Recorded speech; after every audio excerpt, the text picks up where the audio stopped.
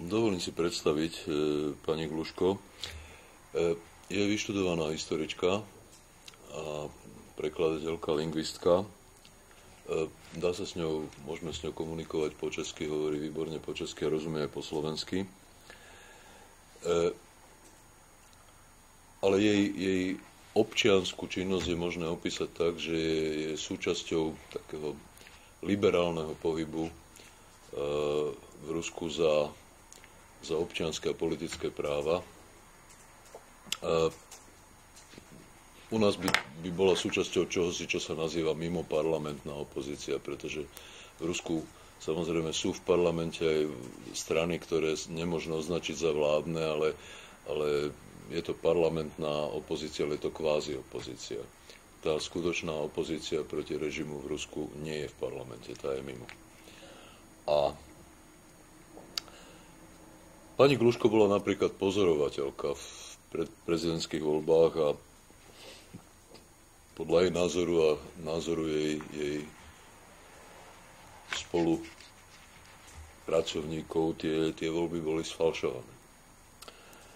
A to, čo robia pani Gluško a jej priatelia, sú v dnešnej dobe také priame akcie v uliciach Moskvy a iných miest, kde proste buď sa snažia protestovať na podporu politických väzňov, ako napríklad pána Navalného, a najmä po roku 2012, keď sa s politickými väzňami znovu roztrhlo vrece, alebo proti zákonom, ktoré prijíma ruský parlament. Príkladom takého zákona je napríklad zákon, ktorým Rusko reagovalo na tzv. Magnického zoznam. Po smrti právnika Magnického vo väzení Spojené štáty prijali tzv. Magnického zákon, ktorý obmedzil v podstate cestovania tak niektorým ruským predstaviteľom, hlavne z tých policajných a silových zložiek, ktorých považovali za zodpovedných za Magnického smrť. A Rusko na to reagovalo absurdne, teda parlament prijal zákon o zákaze adopcií ruských detí americkými občanmi. Tak toto je príklad zákona, proti ktorému občianski aktivisti protestujú. Môj motív pozvať pani Elenu Gluško k nám a napríklad aj usporiadať túto tlačovú besedu je ten, že Rusko postavilo Európu pred novú situáciu. Rusko v jeho súčasnej podobe akoby prepisovalo povojnové usporiadanie Európy. Akoby stavalo Európu pred novú hrozbu, s ktorou nikto nepočítal. A zo strany Európy a zo strany jednotlivých európskych štátov, a teda samozrejme a Slovenska, to vyžaduje úplné prehodnotenie zahranično-politických priorít a zahranično-politických doktrín, podľa ktorých sme teraz existovali. A na to, aby sa dala formulovať účinná, zmysluplná zahraničná politika z očí v oči takým reáliám, ako dnes predstavuje Rusko, je potrebné to Rusko poznať. Je potrebné vedieť, čo sa v ňom odohráva. Je potrebné to vedieť pomerne presne, aby bolo možné povedať akúkoľvek prognozu ďalšieho vývoja, aby bolo možné predvídať správanie sa s toho, s kým máme tú česť. No a jedným z najdôležitejších kritérií, podľa ktorých sa dá rozpoznať, ako sa bude tá, ktorá krajina správať voči svojim susedom a voči zvyšku sveta, je stav ľudských a občianskych práv v tej krajine. Existuje veľmi úzka korelácia medzi stavom občianskych práv, napríklad stavom slobody slova a tak ďalej, slobodnými médiami a potenciálnou hrozbou, že krajina bude expanzívna alebo agresívna voči susedom. V zásade expanzívne a agresívne voči zvyšku sveta, dobyvačné s imperiálnymi chúťkami bývajú krajiny, ktoré sú vo svojom vnútri neslobodné, totalitné, kde ľudia nemajú slobodu. To bol aj teda dôvod, prečo práve pani Gluško, a týmto jej odovzdávam slovo. Nech sa páči. Děkuji pěkně. No, chci především poděkovat za pozvání na tu tlačovku, poděkovat panu Šebějovi a všem, kdo sem přišel. Dlouho jsem si přemýšlela, jak se mám ospravedlnit taky za to, že právě jsem tady. Vlastně o tom už řekl pan Šeběj. Myslím, že dnes, pokud ještě máme tu možnost, pokud ještě vlastně pro ruské občany jistých názorů nespadla železná opona, což je klidně možné, je velmi důležité podat svědectví konečně o tom, co existovalo i dříve, ale o čem nikdo na západě v Evropě tady během těch let, 14-15 let, když nám vládne Putin, vlastně nikdo nechtěl na to myslet. Myslím, že právě kvůli tomu, že nikdo se nezajímal v Evropě o to, co se děje v Rusku, právě kvůli tomu momentálně jsme tam, kde jsme. A já si myslím, že žádné moc optimistické prognózy už si dělat nemáme. Když už jsme u tématu Ukrajina, já můžu říct, že je jasné, že příprava na tuto válku, protože toto je už skutečná válka, co se děje na Ukrajině, a nejenom informační, ale i skutečná.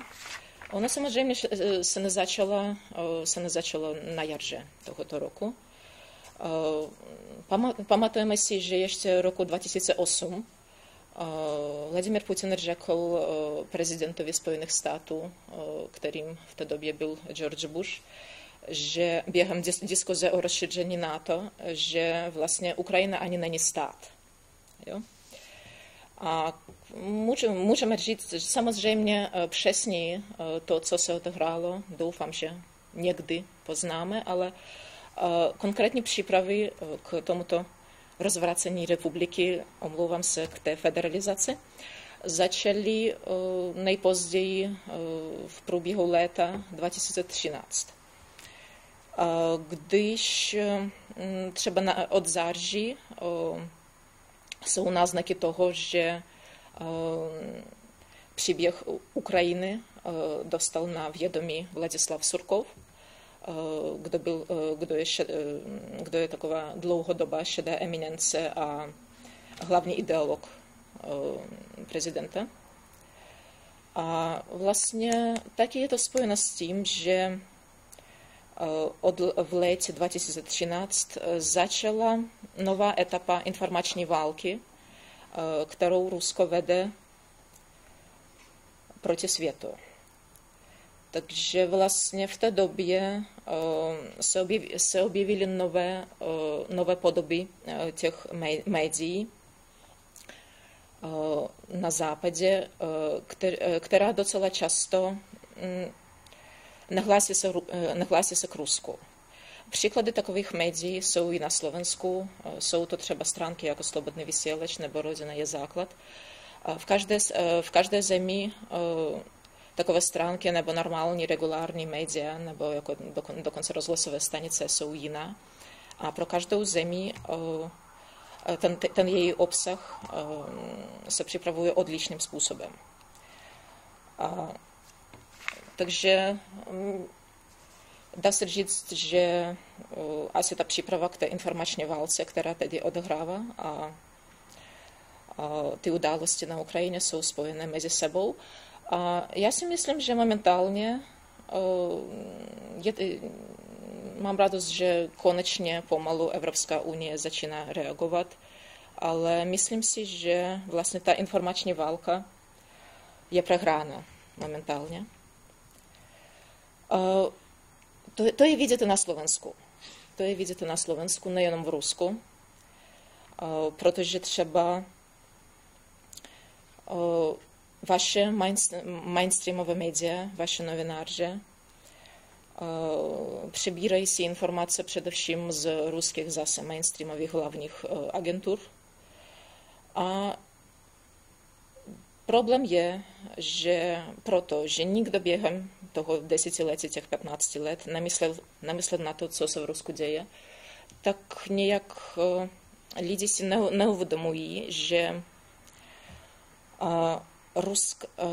ruská média už dávno nejsou nástrojem k informování veřejnosti, ale jsou nástrojem k ovplyvňování veřejnosti a k tvoření vlastní nové reality, která vyhovuje ruské moci. Příkladu toho je víc. O tom můžeme mluvit dále. Myslím, že hlavní věc, kterou si musíme uvědomit, je, že to, co se děje, tady nejde o osud Ukrajiny. Tady nejde vůbec o Ukrajinu, ale jde prostě o osud celé Evropy skutečně, o osud možná světa, protože jde o to, jestli svět dovolí, aby Evropě vládla říše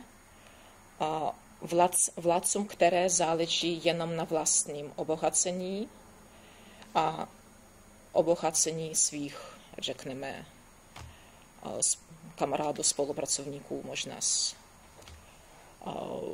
z dalších zemí. Takže otázka je vlastně, jestli existence světa, který máme před sebou, bude postavená na nějakých morálních hodnotách, na úctě k lidskému životu, nebo na právu moci, na právu síly. Takže to je krátce asi, ako úvodné slovo. Ďakujem pekne. Ja by som len stručne ešte doplnil to, o čom sme s pani Gluško rozprávali nejak mimo tejto tlačovej besedy. Bolo to vidno na organizácii toho krymského referenda a na tom, že koho Rusko pozvalo ako pozorovateľov. Okrem tých médií, ktoré spomínala pani Gluško, samozrejme, že Putinovo Rusko si vytvára sieť politických spolupracovníkov v celej Európe a paradoxne sú to väčšinou neonacistické subjekty a subjekty extrémnej pravice.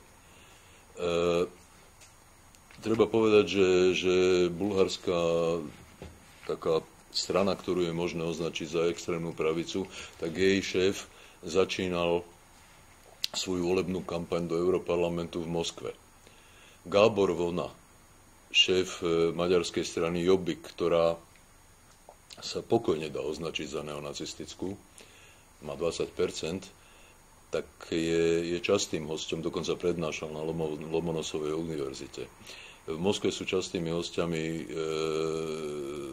členovia vedenie gréckeho Zlatého úsvitu, Štrácheho, FPÖ z Rakúska a tak ďalej. V podstate celé to extrémne pravicové v tomto prípade, okrem teda nemeckej Die Linke, proste spektrum celej Európy vlastne adoruje Putina, ako keby cítilo v ňom ideologické spriaznenie a Vladimír Putin, a teda jeho režim, samozrejme nie on sám za každých okolností, ale podporujú presne tieto politické subjekty v Európe, samozrejme s jediným cieľom, proste rozvrátiť liberálne demokratické systémy, nabúrať hodnoty, podľa ktorých žijeme a prispôsobiť ich tomu, čo chce Rusko. Toto je jedna z tých vecí, teda nie je len média, ako treba slobodný vysielač, média, no tak v podstate agentúrne kreácie tohoto typu, ale priamo aj politické subjekty. Na Slovensku k ním pokojne možno rátať povedzme Kotlebovú ľudovú stranu Naše Slovensko alebo Slovenskú národnú stranu. To je stále ten istý mentálny model a tá istá politická príslušnosť. Teda sme v komolnejšej atmosfére, predsa ak sú teda otázky, nech sa páči, môžete ich položiť. Dobrý, pani Božko Stolonský, Kaiser. Vaša čeština je skvelá. Ak by ste mohli teda povedať, aký vy očakávate vývoj na Ukrajine? No, jak jsem řekla, moje představy nejsou příliš optimistické. Takže podle toho, co vím od kamarádů, kteří tam žijí třeba, nebo tam jezdí, tak jako nezávislé novináři, nebo prostě sami, od sebe. Samozřejmě v Kyjevu, ale dokonce, jak vím, i ve Lvovu, jsou skupiny prorosijských laděných občanů, kteří tam přijeli vlastně před pár měsíci nebo dokonce později, kteří tam žijí, očekávají svého času a nejspíš prostě někdy zase se objeví a obávám se, že to teoreticky může být vývoj, jaký teď pozorujeme v Donecku, v Luhansku a v dalších okresech Ukrajiny. Takže uvidíme, ale moje představy nejsou příliš optimistické, bohužel. Predstavitelia našej vlády sa stávajú v tejto situácii dosť rezervovane, z ich úst nezaznela nejaká výraznejšia kritika, dajme tomu na adresu Ruska. Chcel som sa pýtať, že či to vy nejako vnímate a či si o tom myslíte?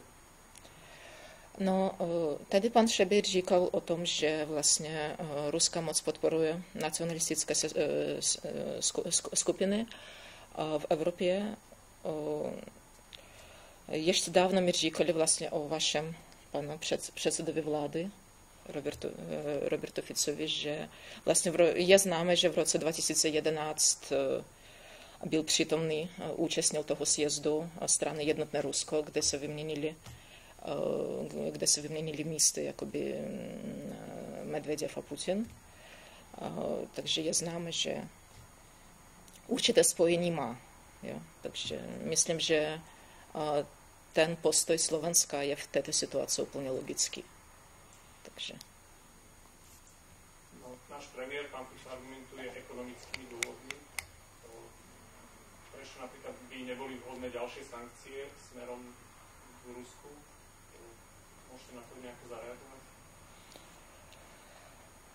Já si myslím, že vlastně ty ekonomické sankce, zase my jsme o tom mluvili s panem Šebejem, že mám dojem, že ta politická retorika a ta ekonomická realita, to jsou trošku různé věci, jo? Protože vlastně třeba v Česku ta politická retorika je jiná než tady, ale ta ekonomická realita je vlastně stejná.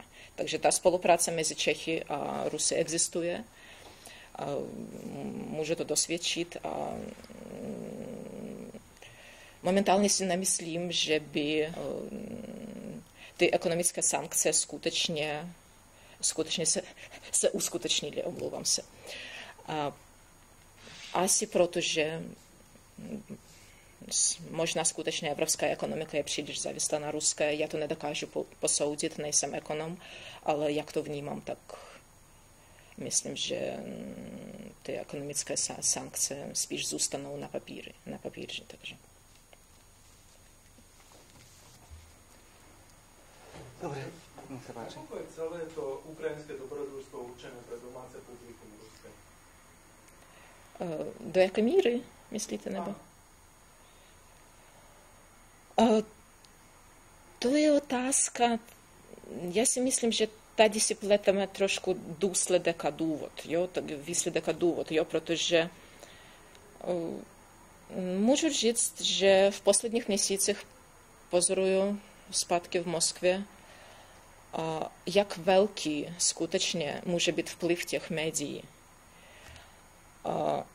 Myslím si, že spíš naopak. Myslím si, že spíš pro tu putinovskou představu o říši, o světové říši, o návratu k Sovětskému svazu, on si připravil publikum. A to se mu pěkně podařilo. Musím se přiznat, že před půl rokem já bych nikdy nevěřila tomu, co teď vidím na vlastní oči v Moskvě. Nakolik lidí dokážou ztratit dokonce půd sebezáchoví, když jsou ovlivňováni tou představou o velkém Rusku, já nevím, o té moci. Musím říct, že pro mě osobně bylo velkým, no pro nás osobně jako proti aktivisty, kteří všichni vždycky byli laděni proti vládě.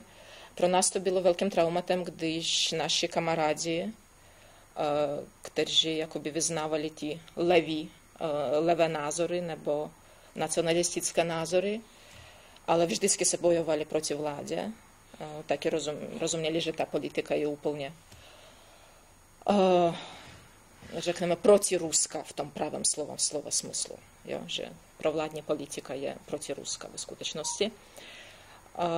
Oni se najednou obrátili proti nám a postavili na Putinovu stranu. V té situaci podporují anexi Krymu a nás liberály označují jako zradce a já nevím, co ještě, takže to je taková jako situace docela složitá. Moji kamarádi vlastně nás, když jsme protestovali,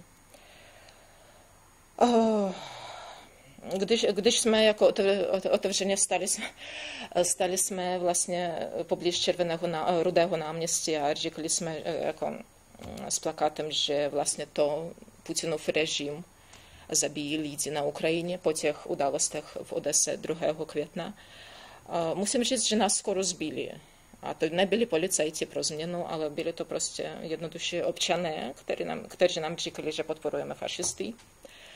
A tak moji kamarádi vlastně 9. taky pořádali malou akci a vlastně je zbili. Taky prostě jako opilí ruští občané, kterým se nelíbilo, že někdo se ozývá proti Putinovi. Protože opravdu skutečně ta válka velmi přispěla k utvoření toho mediálního obrazu Putina jako vůdce v tom německém slova smyslu. Ano, takže to se docela konsolidovalo ruskou společnost, bohužel. Kam podľa vás siahajú až Putinové ambície? Len po hranice teda niekdejšieho Sovětského zväzu, alebo aj za a akým způsobem? Já bych o tom samozřejmě nechtěla mluvit, protože nemám informace a přímé informace a myslím, že je málo lidí, které je má. Podle toho, co jsem slyšela, tak to spíš sahá až k hranicím bývalého socialistického táboru, ale to já o tom nechci mluvit. Samozřejmě já o tom nemám informace, ale slyšela jsem toto.